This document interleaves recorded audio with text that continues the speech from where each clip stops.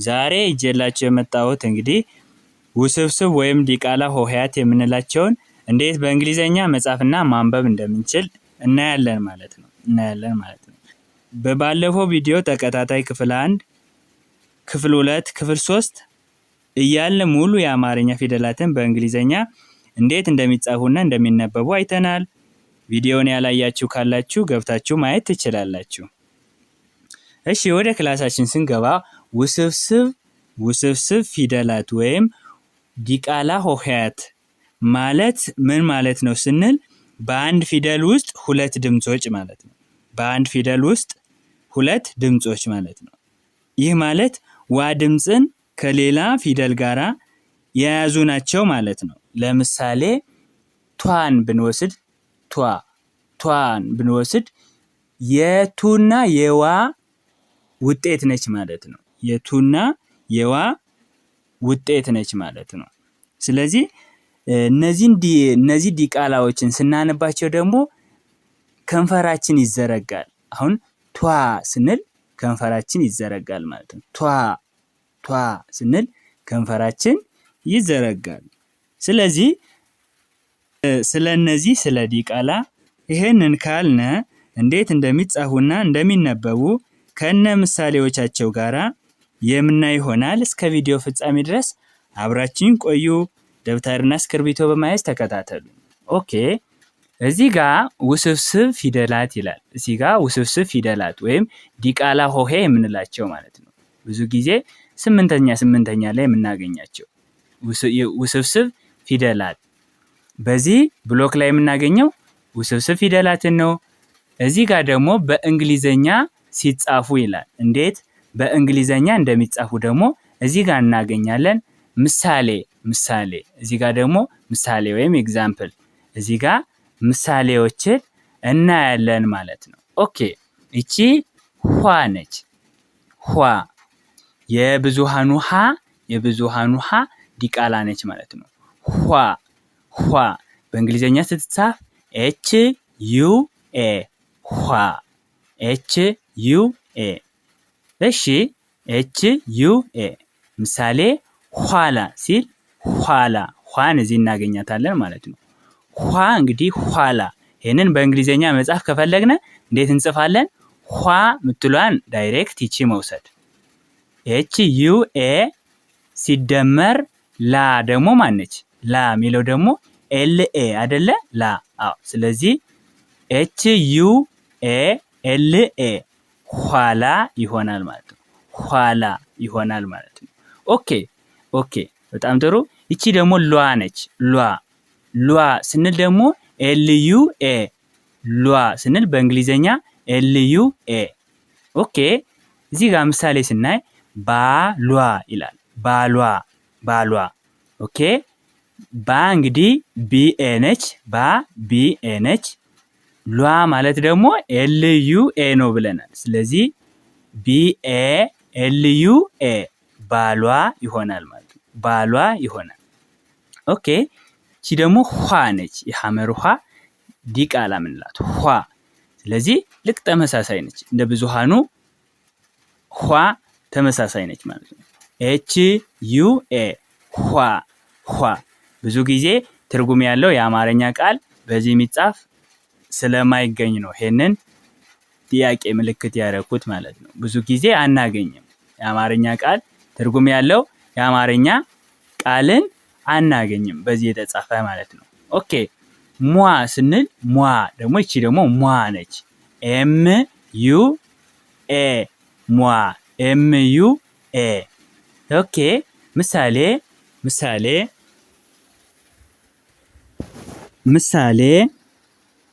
ስሟ SMUA። እንግዲህ አነባቢ የላትም ብለናል ባለፈው ቪዲዮ። ኤስ ብቻ ስን ይወክልልናል።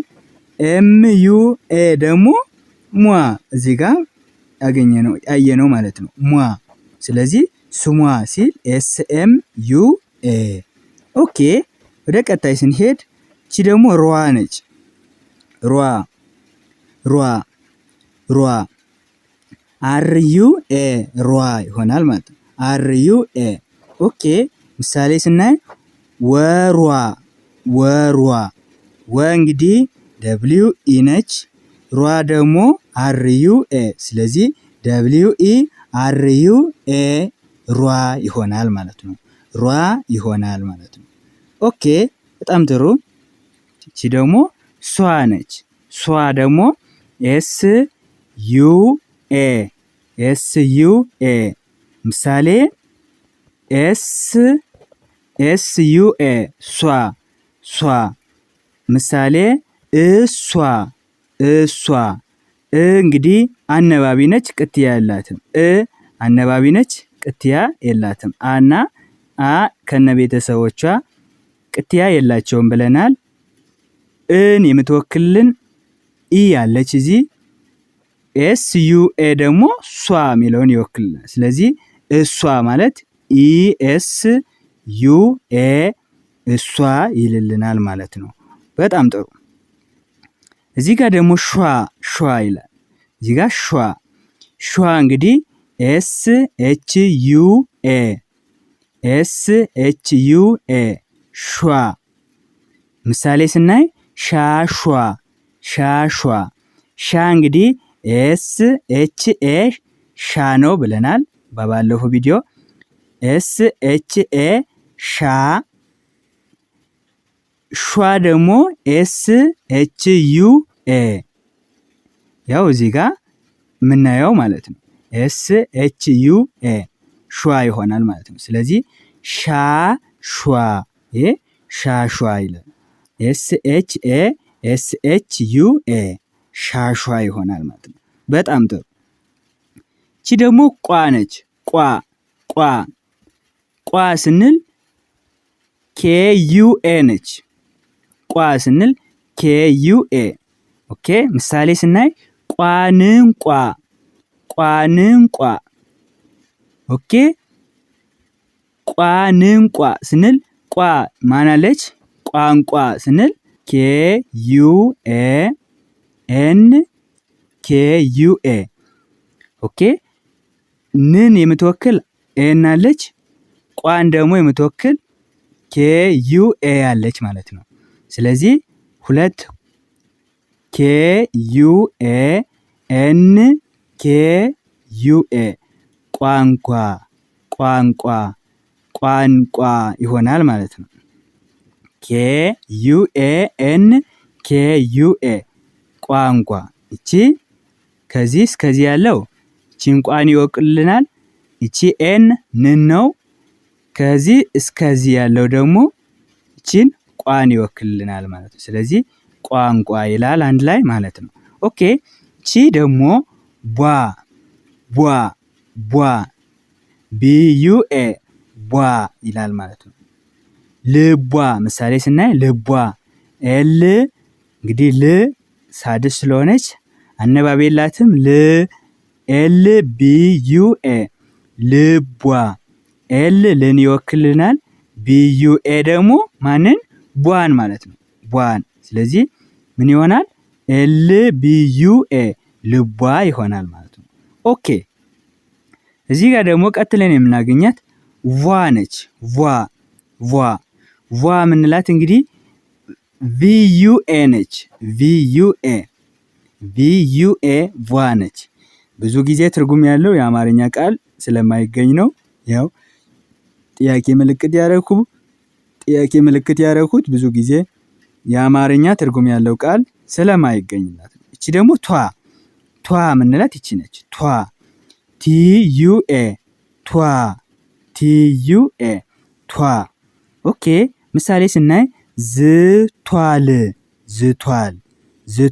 ሚለውን ምሳሌ ብናይ ዝ እንግዲህ ዜድ ነች። ሳድስ ስለሆነች አነባቢ የላትም ብለናል።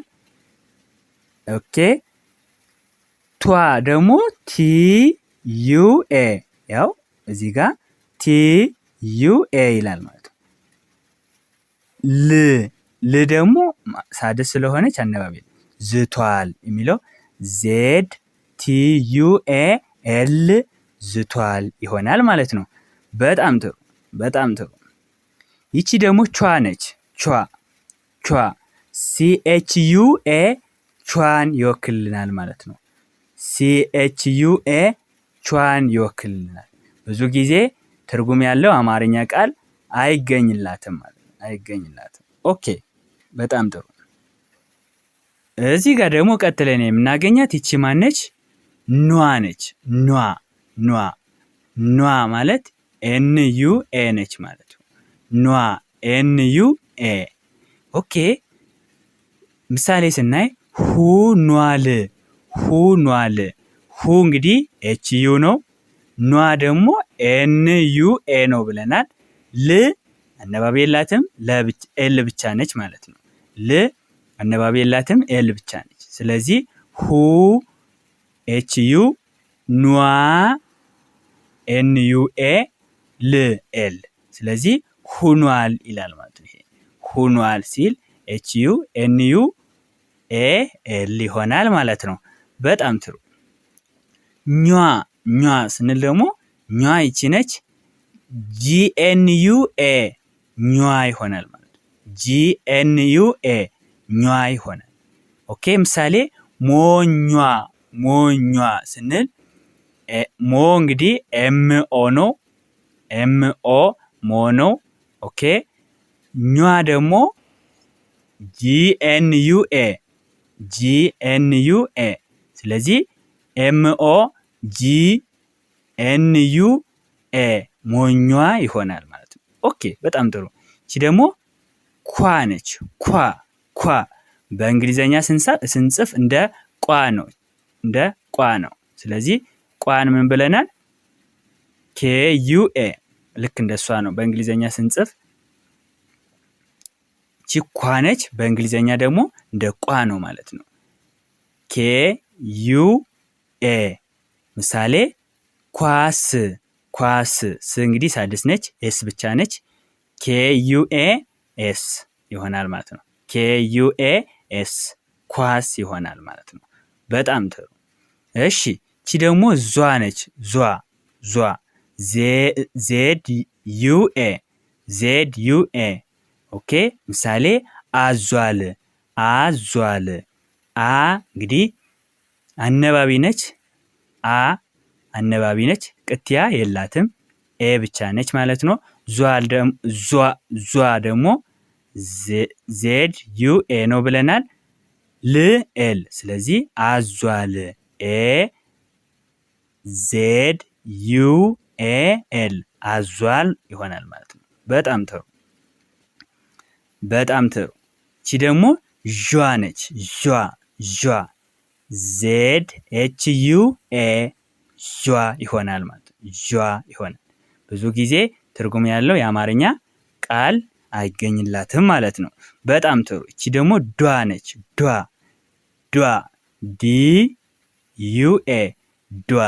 ዲዩኤ ዷ። ስለዚህ ምሳሌ ስናይ ውዷ። አነባቢ የላትም። አነባቢ የላትም፣ ደብሊው ብቻ ነች። ዷ ደግሞ ዲዩኤ ውዷ ይሆናል ማለት ነው። ዷ ያው ዲዩኤ አንድ ላይ ውዷ ይሆናል ማለት ነው። በጣም ጥሩ። እቺ ደግሞ ጇ ነች። እቺ ጇ ነች ማለት ነው። ጇ ስንል ጄዩኤ ጇ ነች ማለት ነው። ኦኬ ምሳሌ ስናይ ልጇ ስንል ኤል ጄ ዩኤ። ል እንግዲህ ኤል ብቻ ነች። ኤል ጄ ዩኤ። ል እንግዲህ ኤል ብቻ ነች። ጄ ዩኤ ደግሞ ጇ ነች ብለናል። ስለዚህ ልጇ ለማለት ኤል ጄ ዩኤ ይሆናል ማለት ነው። ኦኬ በጣም ጥሩ። እቺ ደግሞ ጓ ነች። እቺ ጓ ነች። ኦኬ ጂዩኤ ጓ ነች ማለት ነው። ጂዩኤ ጓ። ምሳሌ መጓዝ ማለት ስንፈልግ ኤምኢ ነች። ጓ ደግሞ ጂዩኤ እዚህ ጋር ጂዩኤ ከዛ ዝ ሳድስ ስለሆነች ዜድ ብቻ ማለት ነው። ስለዚህ ኤምኢ ጂዩኤ ዜድ። ስለዚህ መጓዝ ይላል ማለት ነው። በጣም ጥሩ። እቺ ደግሞ ጧ ነች። ጧ ቲዩኤ ቲዩኤ ይሆናል ማለት ነው። ጧፍ ምሳሌ ጧፍ ቲዩኤፍ ጧፍ። እንግዲህ ጧ ማለት ቲዩኤ ነች፣ ኤፍ ደግሞ ፍ ነች። ሳድስ ስለሆነ ፍ ነች ማለት ነው። ስለዚህ ቲዩኤፍ ጧፍ ይሆናል ማለት ነው። በጣም ጥሩ። እቺ ደግሞ ጯ ነች። ጯ ነች ማለት ነው። በጣም ጥሩ። ሲኤችዩኤ ጯ ነች ማለት ነው። ሲኤችዩኤ ጯ ይሆናል ማለት ነው። ምሳሌ መጯጯህ ሁለት ጯጯ አለ፣ ከዛ ህ አለ፣ ከዛ እዚህ ደግሞ መ አለች ማለት ነው። መ ኤምኢ ነው። ከዛ አንዷ ጯ ደግሞ ሲኤችዩኤ ነች። ሌላ አሁንም ሁለተኛ ጯ ስላለች ሲኤችዩኤ ነች።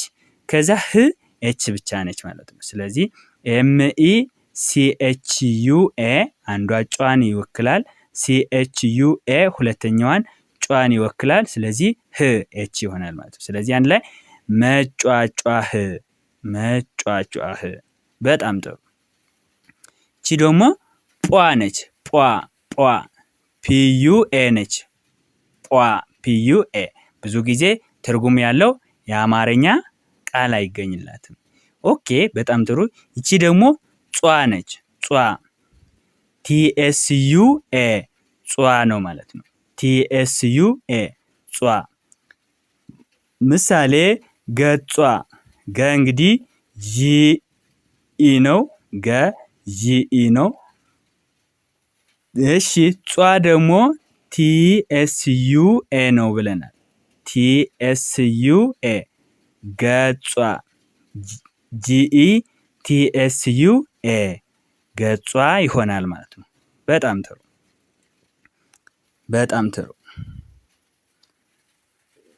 እሺ እቺ ደግሞ ፏ ነች። ፏ ኦኬ። ኤፍዩኤ ፏ ይሆናል ማለት ነው። ኤፍዩኤ ፏ ይሆናል። ስለዚህ አፏ ምሳሌ ስናይ አፏ ኤፍዩኤ ይሆናል ማለት ነው። እንግዲህ ኤ ነው። ኤ ነው። ፏ ደግሞ ኤፍዩኤ ነው ማለት ነው። ኦኬ እቺ እንግዲህ ፖ ነች። ልክ እንደ ጧ ነው። አንድ አይነት ናቸው። እቺ ጋር ጧ ጋር። ስለዚህ ፒዩኤ ፖ ይሆናል ማለት ነው። ብዙ ጊዜ ትርጉም ያለው የአማርኛ ቃል አይገኝላትም። በጣም ጥሩ። እዚህ ጋር እንግዲህ መረዳት ያለብን የፊደልን የምትወክልልን ምሳሌ አሁን እዚህ ፏ ስንል የፈ ቤተሰብ ነች አይደለ? ፏ ስንል የፈ ቤተሰብ ነች። ስለዚህ ፈን ደግሞ የምትወክልልን ኤፍ ነች። ከሳድስ ላይ ምኑን መጨመር ማለት ነው? ዩኤ ሁሉ ላይ ብንጨምር ምን ይሰጣል ማለት ነው? እነዚህ ውስብስብ የሚባሉ ዲቃላዎቹን ይሰጣል ማለት ነው። አሁን ፏ ስንል ፍ ኤፍ ብቻ ነች ብለናል በባለፈው ቪዲዮ። ከዛ ዩኤን ስንጨምር ደግሞ ማን ይሰጣል? ፍ ላይ ዩኤን ብንጨምር ምን ይሆናል ማለት ነው? ፍ ላይ ዩኤን ብንጨምር ምን ይሆናል ማለት ነው? ፏ ይሆናል ማለት ነው። እዚህ ጋር አሁን ብናይ እዚህ ጋር ጿ ላይ ቲኤስ ማንን ይገልጽልናል ማለት ነው? ጸ ቤቶችን ይገልጽልናል። ቲኤስዩኤ እንግዲህ ጽ ደግሞ ቲኤስ ነው አይደለ? ከዛ ዩኤን ብንጨምር ጿ ይሆናል ማለት ነው። ጧ ደግሞ ፒ ብቻ ነው ብለናል። ዩኤ ብንጨምር ምን ይሆናል? ጧ ይሆናል ማለት ነው። ልክ እንደዚህ ነው። ሁሉ እንደዚህ ነው የሚሆነው ማለት ነው። ሁሉ እንደዚህ ነው የሚሆነው። አሁን ሁሉ ላይ ዩኤ መጨመር ነው ማለት ነው። ዲቃላ ሆሄያትን ለመጻፍ ስንጠቀም የዛሬ ክላሳችን ይሄን ይመስላል። በቀጣይ ቪዲዮ እስከምንገናኝ መልካም ቆይታ